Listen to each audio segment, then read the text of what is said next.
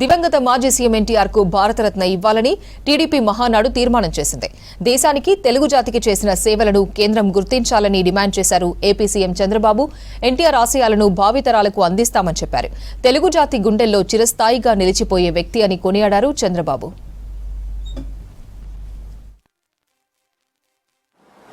మహానాడు అంటే ప్రజల పండుగ.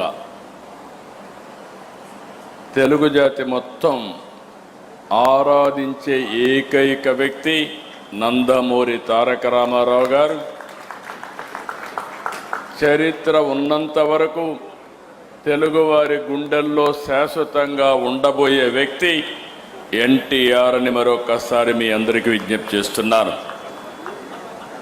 ఎన్టీఆర్ జయంతి అంటే తెలుగు జాతికే పండుగ రోజు, ప్రతి ఒక్కరూ స్మరించుకునే రోజు.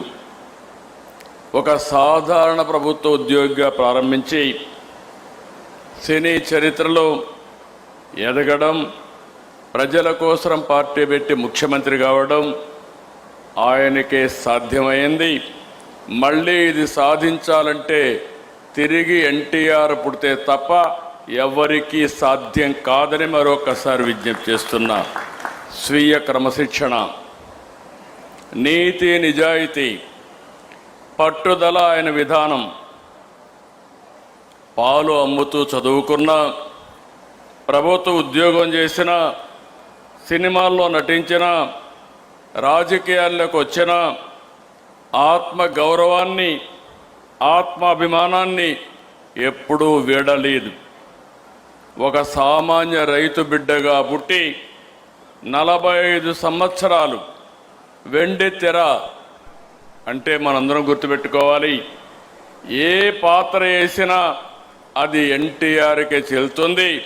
ఇంకా రాబోయే రోజుల్లో అలాంటి పాత్రలు వేయాలంటే మళ్ళా ఎన్టీఆర్ పుట్టాల తప్ప వేరే వాళ్ళకి అసాధ్యం. ఎన్టీఆర్ అంటే పేదవాడికి భరోసా, రైతుకు నేస్తం, బడుగు బలహీన వర్గాలకు ధైర్యం, యువతకు భవిష్యత్తు, మహిళలకు అండ, కార్మికులకు అభయం. అన్ని వర్గాలు కీర్తించే ఏకైక నాయకుడు ఎన్టీఆర్. సమాజమే దేవాలయం, ప్రజలే దేవుళ్ళనేది పార్టీ సిద్ధాంతంగా మార్చారు. ఇప్పుడే కాదు, భవిష్యత్తులో కూడా ఇది మనందరికీ ఆదర్శం, ఇది ఒక సిద్ధాంతం అని చెప్పి కూడా నేను మీకు తెలియజేస్తున్నా. పార్టీ పసుపు జెండా అంటే తెలుగువారి ఆత్మగౌరవం, తెలుగు ప్రజల్లో ఆత్మవిశ్వాసం.